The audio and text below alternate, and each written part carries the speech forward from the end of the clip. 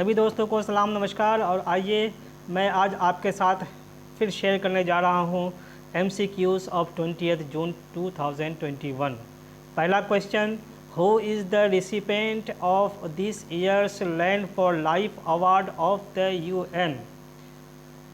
Option यहाँ रहा Shyam Sundar Gyani, Robert Marshall, Wangari Maathai, none of the above.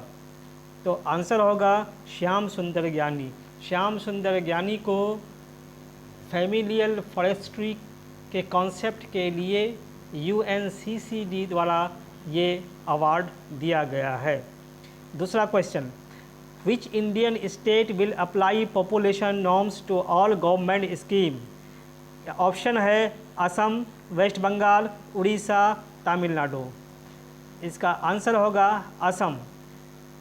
Assam government ने ये अनाउंस किया है कि वो सभी गवर्नमेंट स्कीम्स में पॉपुलेशन नॉर्म्स को फॉलो करावेंगे। जी हाँ। थर्ड है, Gupkar declaration is related to which of the following issues. The Kaveri water dispute, inter state relation, Tulu languages, induction to schedule 8, against the abrogation of article 370। ये गुप्कर डिक्लेरेशन एक्चुअली में against the abrogation of article 370 होगा। Answer यहाँ पे Gupkar residential palace है फारूक अब्दुल्ला का।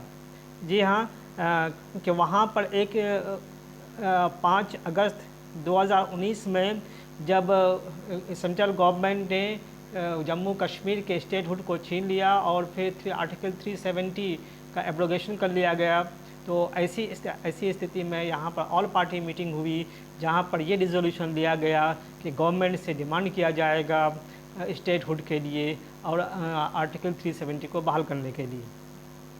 चौथा question है, correct the statement, find the correct statement.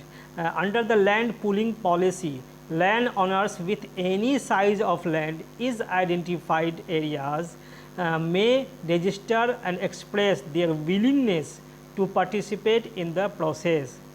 दूसरा ऑप्शन है यहाँ पे, according to the policy a minimum of 70% contiguous land of developable area within the sector is required to be eligible for development in the area।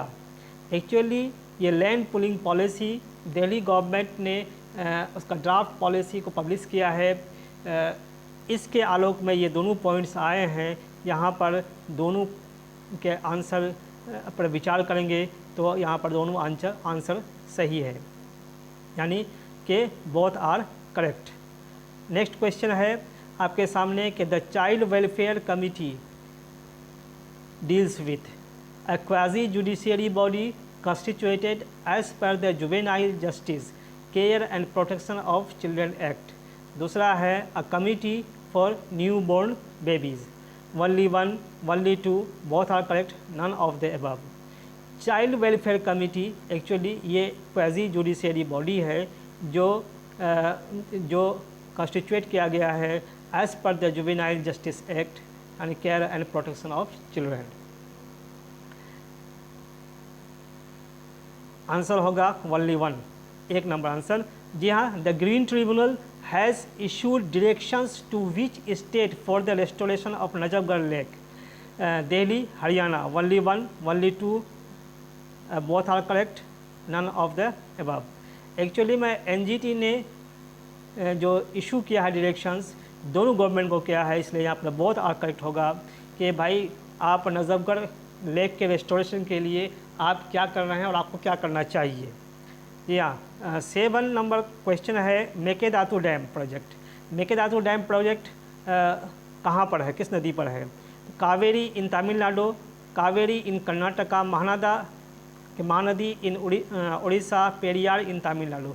Actually में किस state में मेरा इससे तात्पर्य है, तो यहाँ पर एक्चुअली में ये कावेरी नदी पर है, कर्नाटका में है। नेक्स्ट क्वेश्चन जो है, first hour of the traumatic injury when emergency treatment is most likely to be successful. Golden hour, platinum hour, silver hour, none of the above.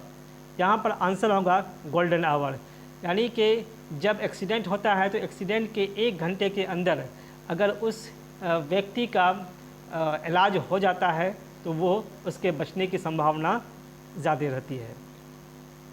Next question है, a person who is between 80 to 89 years old is termed as octogenarian, octagonal age, October, none of the above.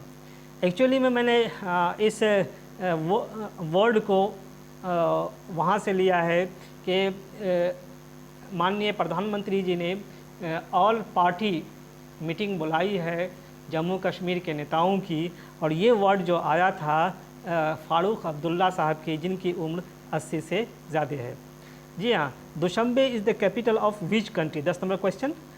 Tajikistan, Turkmenistan, Uzbekistan, Kazakhstan. Answer होगा Tajikistan, Dushanbe, जहाँ पर SCO की बैठक हो रही है। SCO तो शंघाई कोऑपरेशन ऑर्गेनाइजेशन। तो ये आपके लिए 10 MCQs हमने लेकर के आए थे। अगर आपको पसंद आए तो लाइक, शेयर और कमेंट करेंगे, साथ ही हमारे चैनल को सब्सक्राइब भी करेंगे।